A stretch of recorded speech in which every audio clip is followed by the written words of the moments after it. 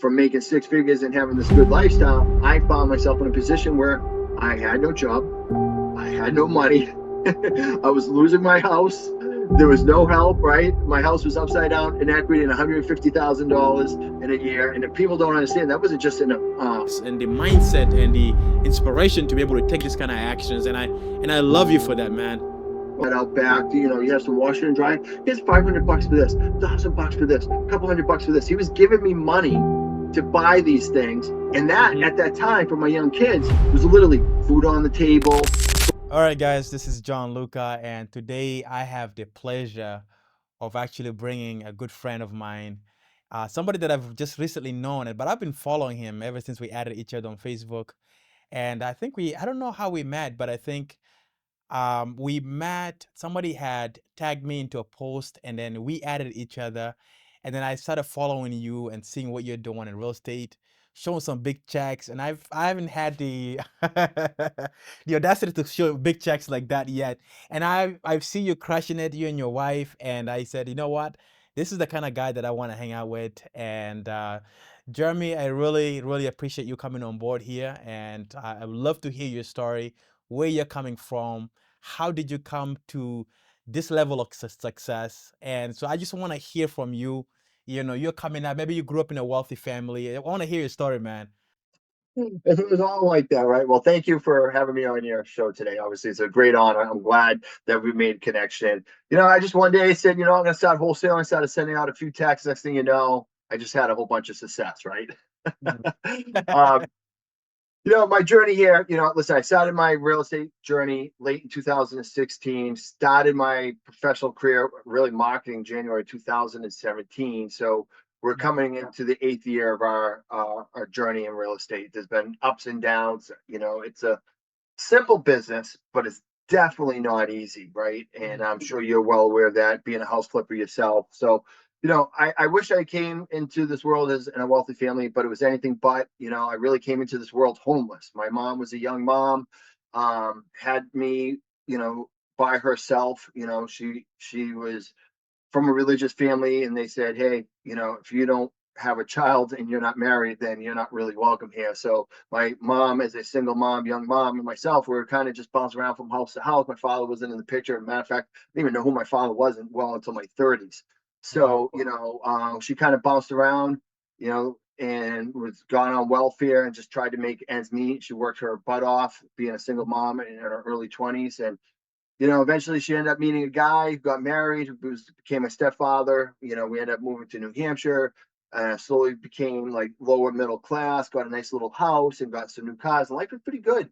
Hmm. It was a big change from where I came from when we were living on welfare, and really poverty in the beginning of my life. Yeah.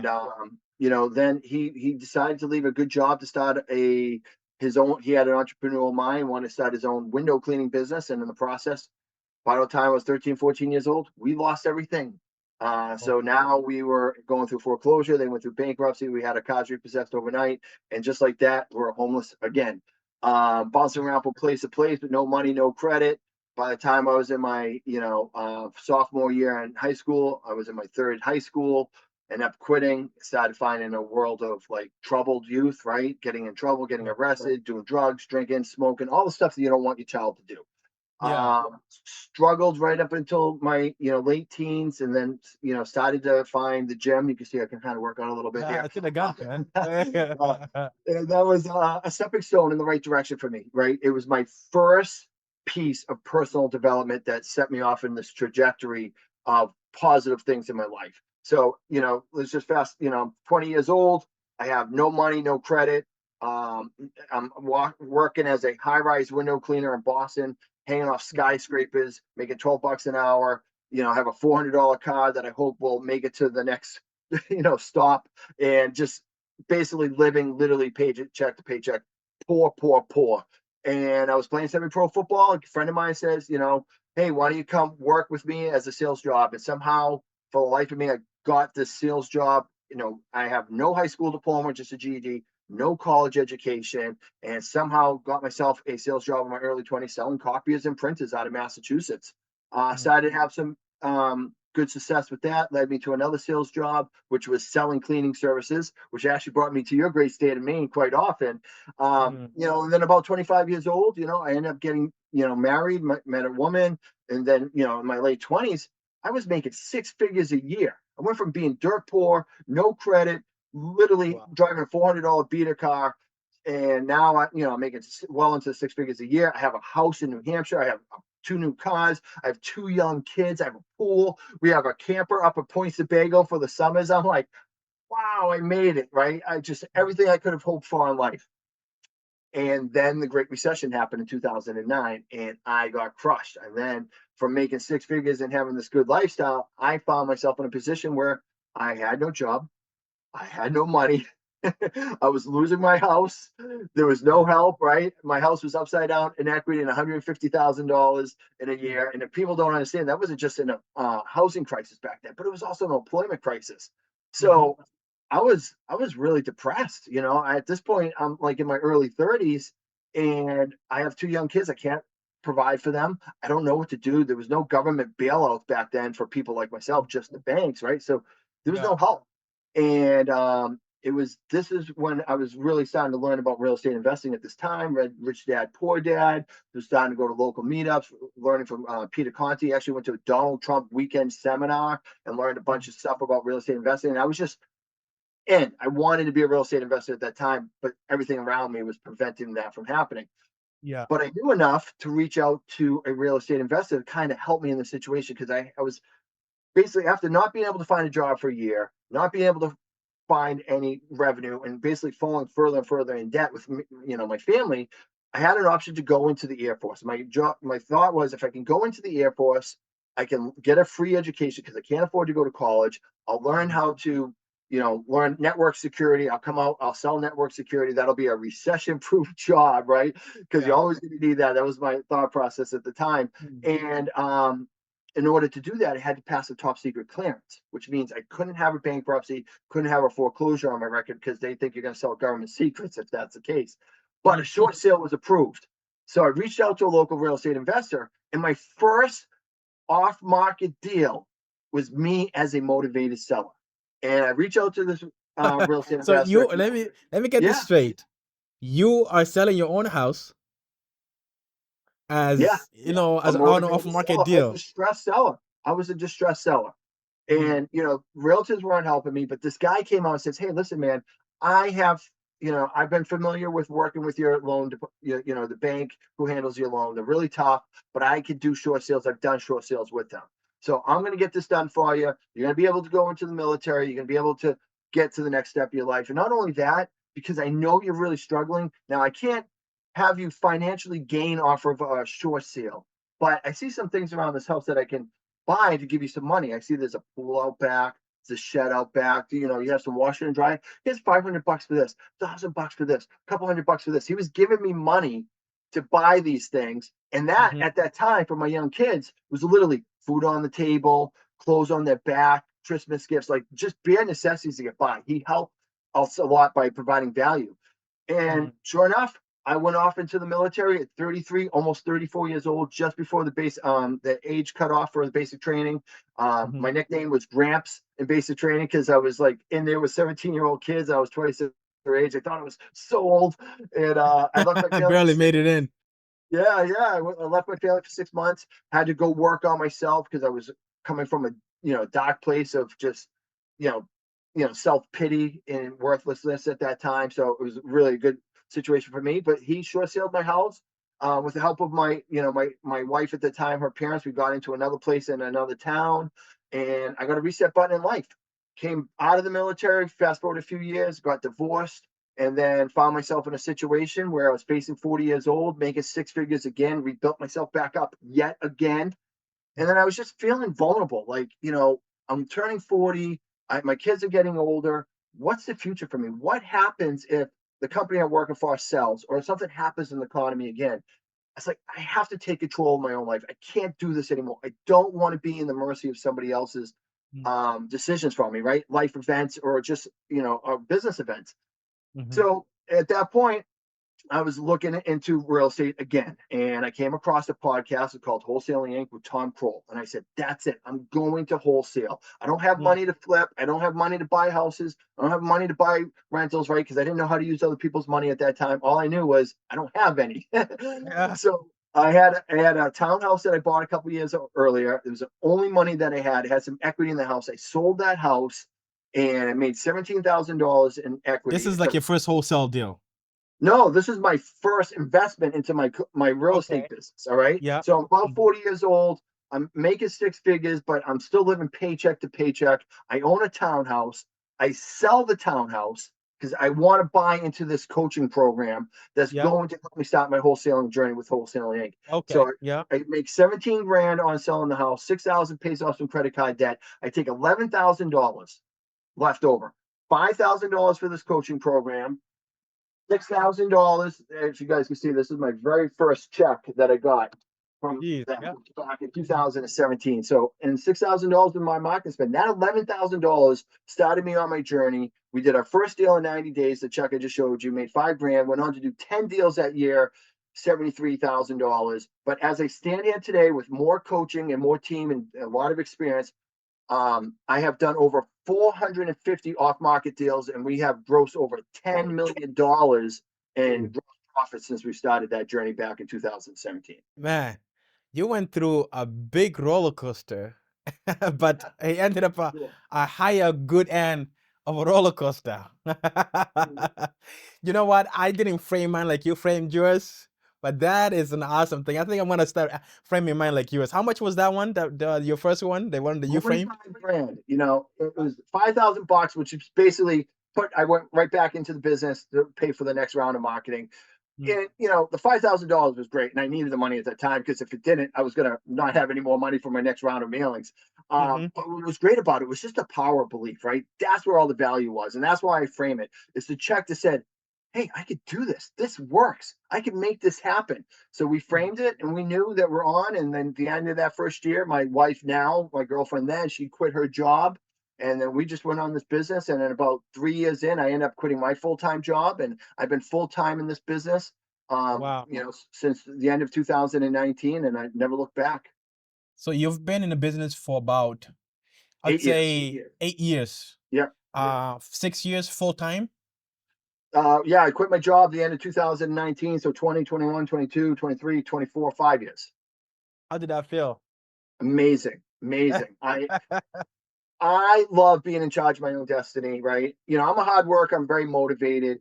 I love being in control. This is why I was probably drawn to sales, right? I'm in control of my income. No matter Mhm. how hard I work, I'm Yeah. rewarded for that, right? I don't want to be in a Yeah. situation if I'm working hard and I don't get any pay. If I don't work hard, I don't deserve to get any pay. That's just my Mm. mentality. So yeah, I love it. My boss before this was a great guy that provided me a lot of opportunity, but Mhm. him and I weren't a great fit. Like he was hard to work with at times, and I just don't want to be around any of that anymore, right? So no more asking time for vacation. I can do whatever I want whenever I want. It's all about time freedom. The last 5 years, my wife and I basically built this business from our kitchen table, and we've been involved in everything in the kids' lives, in the Mhm. school and out of school. I mean, we're always present. The time freedom that we've been able to build has been amazing. That's why I call REI freedom, right? Freedom through real estate I love it. investing. I love it. I Um, love it. we made some, we've done well financially. We could have made more money financially, but it's not Mm. about that for us. Mm. We're actually making less money than we could because we delegate more because we want more time freedom. Yeah. So, we've always Wow. just trying to find that balance, and, we love it. We've been really lucky and blessed. Obviously it's not easy. It still has its ups and downs and roller coasters. It's real Mhm. estate, it's business, but I'd have it no other way. Wow. I think you answered my very last question, man. And it's really, why are you doing this? And I think you answered it so perfectly. It's really, real estate really, really happens to have be able to give you that you're looking for, the freedom, uh, the time, money, and freedom. I think those are the most important part of. Yes, the money is great, and you Yeah. can make some. There's places where you can make the money, but how about the freedom part? How about the time where you can actually make your own schedule, which is beautiful, right? It's amazing. The Mm. value of that is really immeasurable, right? And you and I, because we're in real estate, really anybody can go out and make more money. You can't make more time, right? That is an invaluable measure that is just going away from us. We're running out of time. We can always get more money, but we're running out of time. And and I was thinking about Shelly, my beautiful wife Shelly. Like one of the first major milestones was when we had she quit her job because she was before that she was a divorced single mom with 3 kids. We're a blended family of 5 kids, Mhm. and she had to work in an office, right? So she was rushing the kids off to daycare, going to work 8, 9, 10 hours in an office, rushing to go get them in daycare before daycare closed, and it was just really stressful.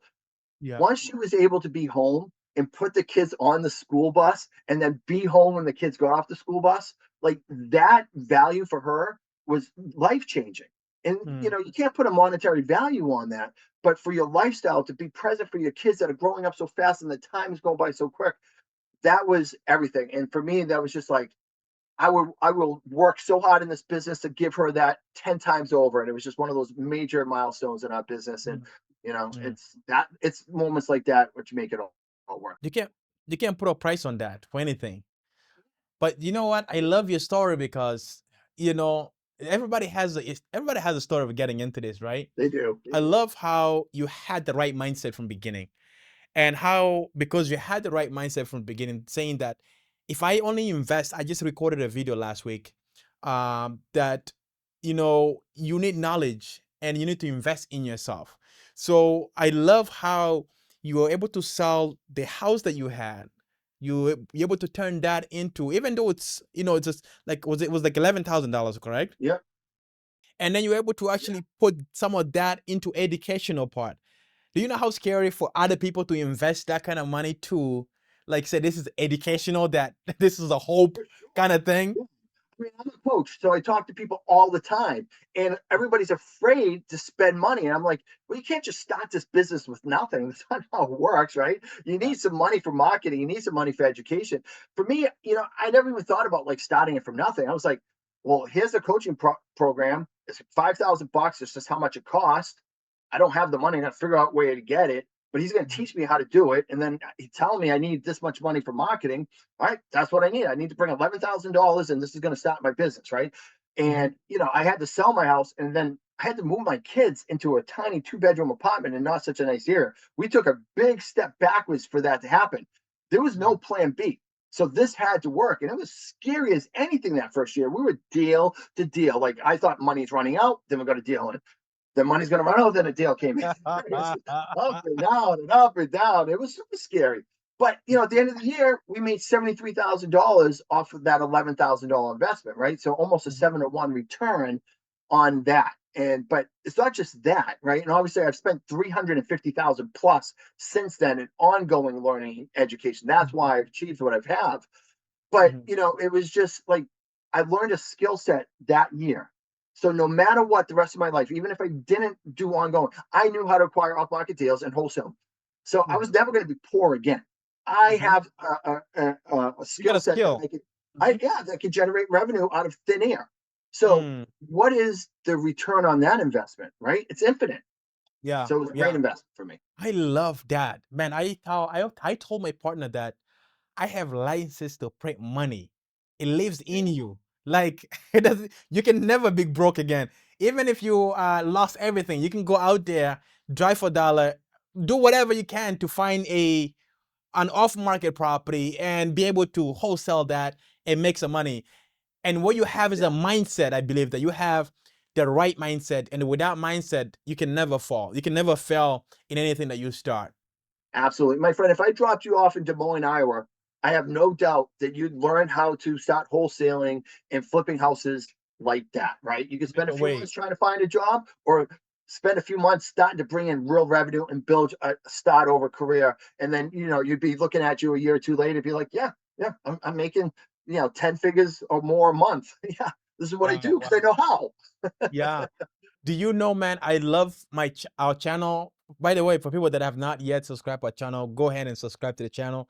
Make sure you hit notification because I'm bringing great people like Jeremy, and they are setting my mind on fire right now because I've kind of journeyed a lot more from how to do the business to like a lot of mindset stuff.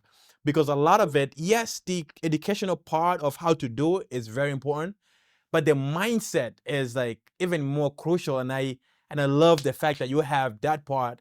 It's because a lot of people fail at that area there, whereby they have that $5,000, they just are missing the aggressiveness and the mindset and the inspiration to be able to take this kind of actions. And I love you for that, man.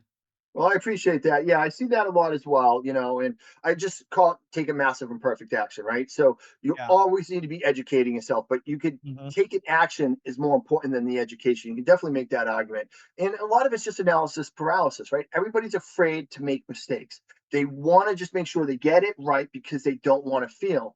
But they have to understand no matter what, you're going to fail. And you just Hmm. have to push through that failure and not be afraid of that failure because the end of the day, the failure is how we learn, how we grow. So it's Hmm. inevitable. It's going to happen. As I say, there's no such thing as unicorns, right? There's no perfect mythical creature. So there's no perfect flip, perfect wholesale deal, perfect rental, perfect opportunity to time the market. There just isn't. You just Hmm. have to take action. And yeah, you're going to make mistakes. You're going to screw Wow. up. It's going to be scary, but you'll survive it because you're going to keep pushing forward. Amen. Amen. Wow. Let's get into how you did 400 deals. Like, it's crazy. Were all of those like wholesale deals? Are they some of them wholesaling? And how are you acquiring those deals? Yeah, absolutely. So we started out as wholesaling, as I mentioned, right? But Mhm, we transitioned away that from that eventually. So we are mhm, an off-market acquisition company. We still wholesale deals. We have mhm. multiple deals that come into our business every single month, and Yeah. now we have learned various exit strategies. So we're all about maximizing the revenue out of each and every deal. So we wholesale, we wholetail, we flip, we keep rentals, we do novations, right? Sometimes we do creative deals. We've learned all this from ongoing education since I started in this business. So we have different tools on the belt, but we had to get really good at acquiring off market deals, which means you have to get really good at, understanding marketing, talking to distressed sellers on the phone, Mhm, talking to them in person, providing value for them. It's not about the numbers, it's about the value that you can bring to these people and getting really good at that. And once we became experts at that, then we had all these deal flows. And then it's like, how do we maximize what's best for us? Right. So we cherry pick the mhm, pipeline. Hey, this makes a great flip. Hey, this makes a great wholesale. Let's double close this. Let's market this on the MLS. Let's send this to a cash buyer. Whatever we do, we have all these different exit strategies. So that's kind of how my business model is today. We mhm. started out in New Hampshire and Massachusetts, where we are still today. Our secondary market is now down in South Florida, but we had times when we were in Western New York and Buffalo and Rochester, New York, and we crushed it. We did mostly wholesaling out there. We did 150 off-market wholesale deals in less than 3 years out there and made almost $2 million. Right? Wow. We went to Las Vegas. We did one deal. We failed miserably. We went to Wichita, Kansas. We did a couple dozen deals, had some moderate success, lost our acquisition guy, couldn't really keep momentum, so we ended up leaving. So we've Can I had these ask? different journeys and stuff, but now we're just in these two markets today. Obviously, you're doing all of this virtually, right? You're doing this virtually, not going in specifically physically, correct?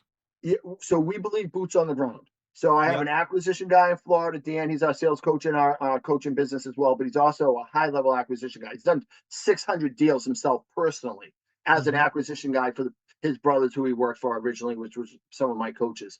When Hmm. we were in New York, we started out virtually, but it was a complete disaster. Then we hired some boots on the ground, hired and trained an acquisition guy, a sales guy, and taught him everything we knew and got him a lot of training. And that's why he was able to do 150 deals. We left New York to open up Florida. He went on to go start his own business and he's doing great today. And Las Vegas and Kansas, we had boots on the ground there, but it just didn't really work out that well. So we love being the local home buyer. That's really how we model our business. This is how we teach our students. We want to be the expert in our area. Virtual is okay. I'm just not a big fan of it. The way to make big money is being the expert in your area. So I could do 3 deals a month and I could build $1 million business off of 3 deals a month. You can't do that virtually. It's really, really tough to do that. And it doesn't require a lot of time and effort to do 3 deals a month. Whereas, because we're exiting out of it 35,000 plus per deal, right? When Hmm. if you're virtual, you're lucky if you're getting 10 or 15. That's a lot more work to do 10 deals a month than it is three. Hmm. So no, we believe being the local home buyer, boots on the ground, that's the model that works best for us. a lot of people that don't understand what boots on the ground is. There's a lot of terms that you're hearing. If you're brand new, you're checking out this channel, there's a lot of terms that you're not understanding. Like boots on the ground, obviously you hire somebody who's local, they go take photos for you and all of this kind of stuff. And so those are terms that are there. Man, that is awesome, man. I wanted to get to, obviously, are you doing some you say you're doing some fix and flips as well, hotel, things like that, the hotel parts, simply you buy the property. Those are terms where you actually don't fully renovate the property, but you can either clean it up really nice or do some little light work and release it on the market and actually be able to profit, a huge profit out of it. Wow, man, that's amazing. I wanted to get to this. You said you set up the cold call for a lot of the acquisitions that you're doing. Are you doing cold calling? What kind of marketing exactly are you doing? Yeah, we've tried cold calling in various stages over the years. We're always testing and retesting marketing channels. Cold calling has been adequate at best at times. Um, we track everything through KPIs, key performance indicators. So for you guys Mhm, listening, we track our numbers, how much we spend on marketing, what kind of mhm, responses we get, how many leads, how many deals, right? All the numbers that track everything. mhm, In our three main markets that we've had the most success in, which has been Western New York, New Hampshire, Massachusetts, and South Florida, mhm, our three best marketing channels by far have been direct mail, SEO, and PPC. Those have been our mhm, three highest performing marketing channels over the last 8 years in all three of those markets. mhm, Now, we've tried other marketing channels, tested and retested, right? There was a time we were doing texting and it was rock and roll, and we don't use texting anymore outside of our mhm. follow ups in our database. So we really run a simple business. We'll try some different things here and there, radio, TV, stuff like that, but it's always been PPC, SEO, and direct mail. Those seem to be our bread and butters. So those are the best, right? But those require you to have money. Those are like, I mean, you're a big guy. You're an expert now, right? You got money to spend and kind of stuff. What can you give for an advice for anybody that don't have the money to spend on those kind of marketing channels? How much are you spending on those marketing channels, by the way? Like in our New Hampshire market right now, we're probably about 25, 27K most months. Wow, that's just a month, right? Just a month. Yeah, it doesn't include my payroll, it doesn't include, systems and software, it doesn't include Florida, right? There's been times where, when we were in New York, Florida, and New Hampshire all at one time, and I was spending well over 100K a month. Mind blowing. Too much stress. Don't want to do that again. Scaling is not always better, people. Sometimes less is more, I promise you, Mm. especially for your lifestyle. Mhm. They won't age you as fast like a presidency does.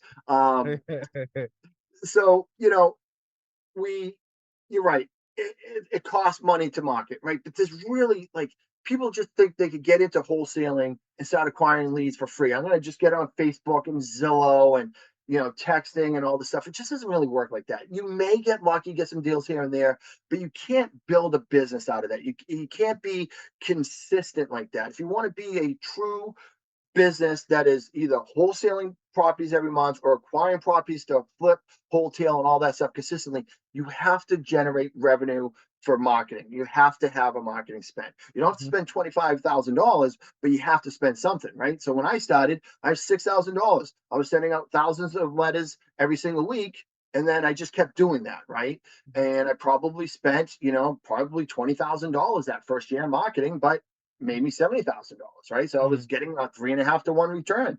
That's pretty good. Good luck spending, $20,000 in the stock market and making a 3.5 to 1 return, right? But it mhm, gets better as you get better, right? We learned how to talk to sellers better. We learned how to sell the properties for more money, right? All those things took time, but we learned. mhm, So if you're getting started, here's what I would suggest. Like what I tell my students is when you're really going to focus on cold outreach, right? Because radio, TV, SEO, PPC, PPL, those are expensive.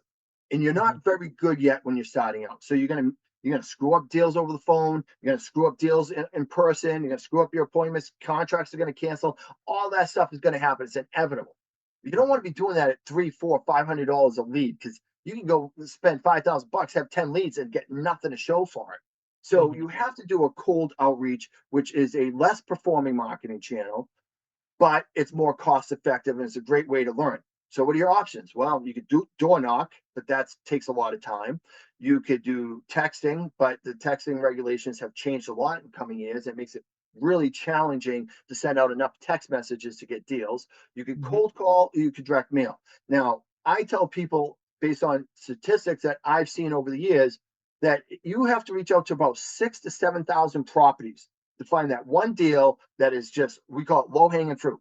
Basically, hey, I got your letter today. I got your call today. I am super motivated to do a deal today because of I'm losing my house in a few weeks. Mhm. Whatever the motivational factor is, I'm ready to do a deal now. But those are few and far between. Like you're going to be pulling a lot of needles out of the haystack, but only one of them every 6 to 7,000 properties is going to be, I need to do business today, right? Mhm. So Mhm. in that 6 to 7,000, you're also going to find a half dozen to a dozen people say, hey, I'm a good fit for you, but I'm going to keep kicking this can down the road because I am not forced to do anything today because, I just started foreclosure. I still have 3 or 4 months left before they kick me out, right? So I don't have Yeah. to worry about it today. But you need Mhm. to follow up with me and nurture me for the next month, 2 months, 3 months, 4 months, 6 months, 12 months. And then eventually I'm going to come to fruition. So in our business, it's all about the follow up, right? The money's in the CRM, the money's in the follow up. 90% of the deals you're going to do is in your database of nurturing leads. But coming back to the 6 to 7,000 properties, what are you going to do? You're going to door knock 6 to 7,000 properties. You're going to text 6 to 7,000 properties. If you're limited to 25, 50 texts a day, it's going to take a long time.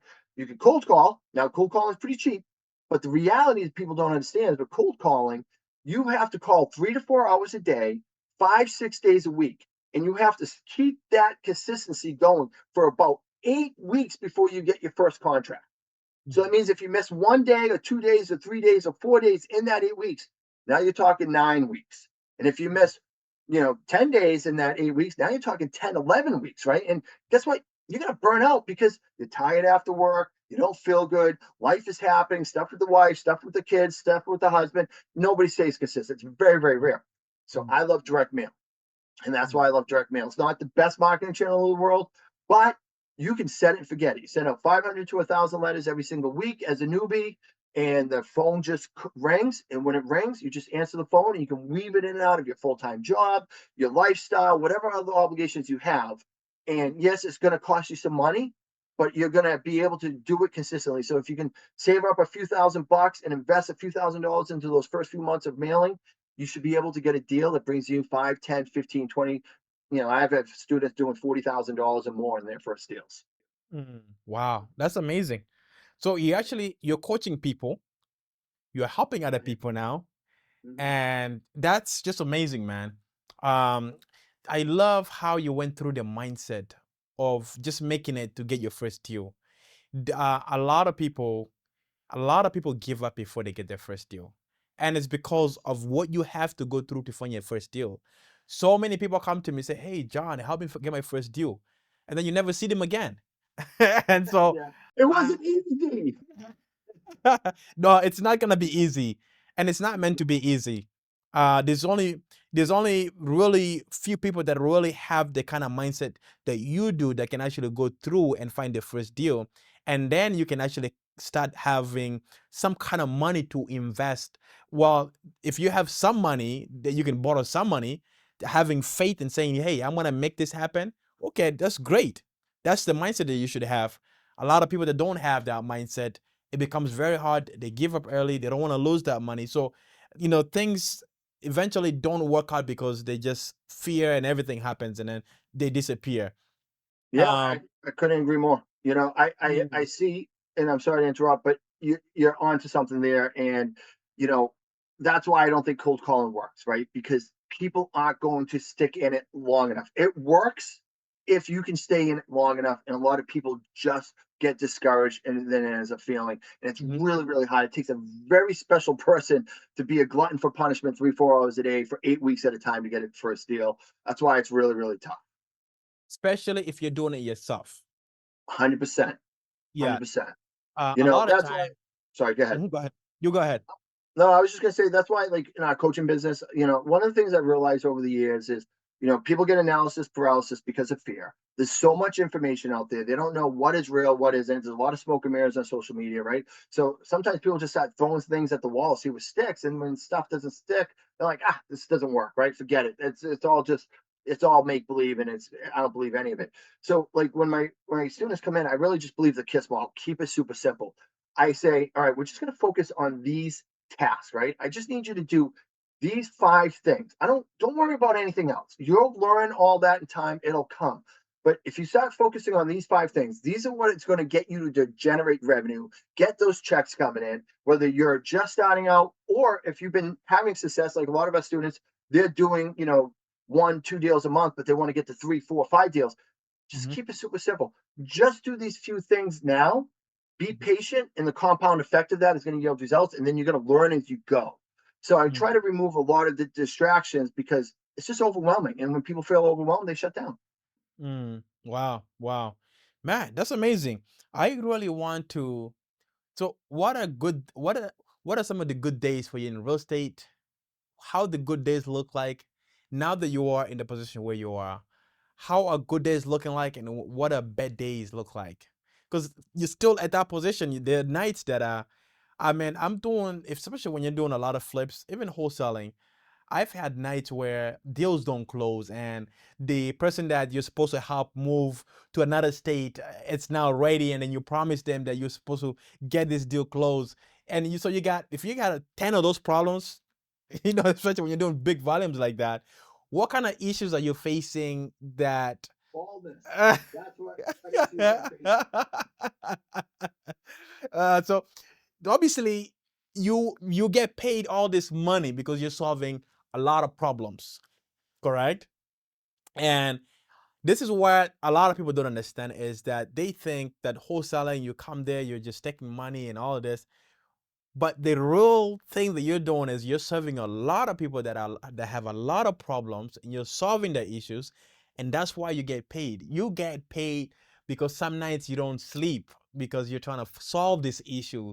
You know, um, you spoke about it earlier that sometimes obviously when you're just getting started and you're not really sure, you know, if let's say for example you're getting into a marketing channel and somebody says you're marketing a lot and you have a problem, right? Because you need your deal, and somebody else has a problem because they need to get rid of their property, and so a problem meets for a problem, you come there as the problem solver and you get paid for that.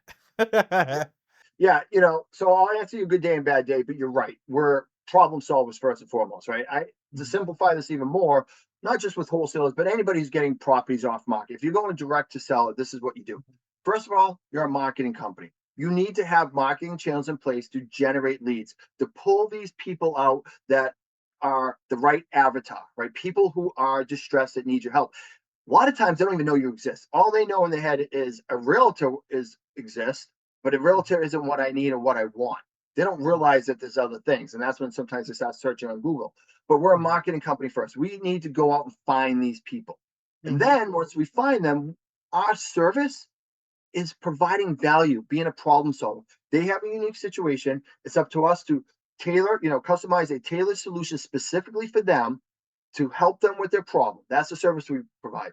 They pay us with the equity in their home, and we have the skill set to take that equity and generate revenue on it. So that's mhm, all we do all day, every day. The more value you provide, the more money you make. The more people you help, the more money you make, and that's just the way it works. So, yeah, mhm, you know, I told you I have 450 plus deals, right? I've done $10 million in all this revenue. I am so freaking successful. Well, I still have bad days. I still have sleepless nights. I still get very much stressed. I was having one of those days yesterday, right? There's yeah. times when I have tons of cash going out the door and I'm Mhm, waiting for cash to come in. That creates stress, and not just my livelihood, but now I have a team members and it's their livelihoods, which creates a whole nother aspect of stress. But guess what? mhm, That's being a business owner. I don't care if you mhm, own a restaurant, you own a printing company, a retail store, or you're a real estate investor. You're going mhm, to have up and downs, good days and bad days. So yes, I still get very stressed. I still have bad days. I still, huff and puff and say, what the heck? Then my wife reminds me, hey, there was a time in your life that you would have been very thankful to have these problems when you were dealing with the problems you were getting paid very little for back in the day. And she's Yeah. right. And I remind myself of that all the time. So bad days are inevitable. They still happen. Real estate's up and down, business is up and down, life is up and down. It's a roller coaster ride. Hang on. If you get too high on the ups and too lows on the lows, this thing is going to wear you out in no time. So you have Mhm. to try to work at staying even keel. The good days are great, man. We're cashing big checks, money's abundant, right? We have lots of time freedom. My wife Mhm. and I are going to Greece. My team is doing really good. Everybody's happy, everybody's making money. My students are doing well. Those days are great. And we're going to have the bad days, but the good days always outweigh the bad days. And Mhm. life is always going to treat us with bad days. But Mhm. at the end of the day, as long as we keep getting better at what we do, 1% better every single day as a team, as Mhm. a person, and keep investing into getting better, the good days Mhm. will continue to outweigh the bad days, regardless of what happens on in the presidency, the economy, the real estate market. We can persevere through it all. Wow. Awesome, man. So before we finish, so you're still raising money, obviously, to do more deals, right? You're making a lot of money. You're still raising a lot of money because I saw you on Facebook the other day. You're still raising. We're always trying to raise more money to do more deals, right? Um, and what does your team look like today? And also raising money, why are you still raising money? Because a lot of people are saying, oh, okay, you make this much money, but why are you still, why do you still need money to do deals and things like that? Maybe you can answer that, and then we can go into the books. How, with all this going on, how are you still surviving? What kind of books are you feeding your mind? So, I mean, let's get into that a little bit. Okay, so my team looks like I have an acquisition guy down in Florida, Hmm. Dan. He's our sales coach in our coaching business. So he's our boots on the ground, right? He's our sales guy. And he Hmm. goes out on appointments and handles the leads down in Florida. We have Eddie up here in New Hampshire, um, both high level, highly trained guys, two of the probably the best in the country. I'm so blessed to have them. And I know I sound biased saying that, but the reality is the results show for it. Hmm. We have a guy up here in New Hampshire who works dispositions for us as a realtor. We have a business manager. We've got a bunch of VAs that work for us in different things. We have a transaction coordinator, because we're doing so many deals, the Hmm. different people have different roles. My wife and I, we work sometimes as project managers, sometimes work on the business. We don't really work in the business other than managing some small flips and hotels here and there. Hmm. So that's basically what our business looks like today. Hmm. I've scaled it where I had multiple sales guys, many sales guys in the same markets, and tried to build, build, build, build. I don't want to scale anymore. I'm much more of a simpler man, simpler model. As I said, scaling isn't always better. It leads you susceptible to big changes in the market and feeling the effects of that. So I Hmm. believe in less is more. Um, so with regards to raising private money, yeah, I mean, we need money, right? Because we're wholesaling, we're flipping, we're burring rental properties, Florida, New Hampshire, right? I could have anywhere from 8, 12 projects at any various stages going on at any given time. And if anybody knows how New England is in Florida, the average house is $400,000 or $500,000, right? So I Yeah. mean, you have hundreds of thousands of this, hundreds of thousands in that, right? That adds up really fast. So I can have a couple million, 2, 3 million on the streets at any given time and still have more deals coming through that I need to fund. So we're Hmm. always looking to build private, equity. And what we do is we use private lending. We use people who truly have their own money, whether it's through self-directed IRAs, home lines of credit, home equity lines of credit through their house, Hmm. borrowing from the 401k, life insurance, or just money they just got sitting around. They let us borrow that money. We use it on a project. We, wholesale it, flip it, burr it. We close on it. We pay them back plus interest, and then we just keep reusing their money over and over again. So we're Hmm. always looking for that, man. In fact, I'm going to Vegas and next month to give a presentation at a lending conference and to Nice. pick up more lenders for my business and for my students. That's my goal there. You can Mm. never have enough money. When you think Mhm. you have enough, there's going to come a time when you have it all used, and you'll be like, God, I have a smoking hot deal. I don't want to use Yeah. hard money, right? And that's the way it Mhm. goes. So always have get more. Um, Mm. so yeah, that's why we do it. We take down a lot of properties. We don't just wholesale. We take down a lot of hotels, flips, and burns. So Wow. we need a lot of money for that. And as Nice. far as books go, I don't know if you guys can see that, but that's my little bookshelf back Yeah. there. We see some stacks And there. I read every day. Yeah.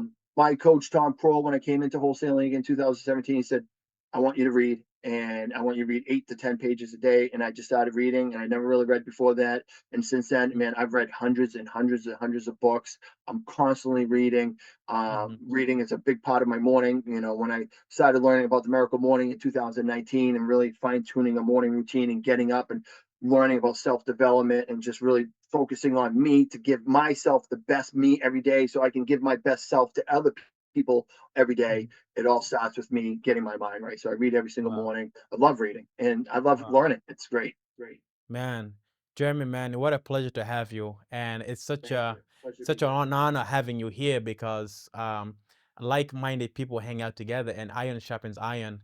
And I really, if you are watching this and you really want to connect with Jeremy because he's going somewhere, he's already done great things, right? So if you have not yet, I don't know, Jeremy, where can people find you? How can people find you? Whether they want to land, whether they want to Yeah. be coach, anything, how can people find you? Two things you can do. First of all, I'm all over social media, Jeremy Beland, REI Freedom, you can check it out. But what I'll do is I'll give you guys who's listening, you know, if you go to reifreedom.com/evaluation, you can book a 30-minute call with me and Mhm. come to me and we'll just deep dive what you're currently doing. Whether you join my coaching program or not, it's irrelevant. If you do, great, but if you don't, great too.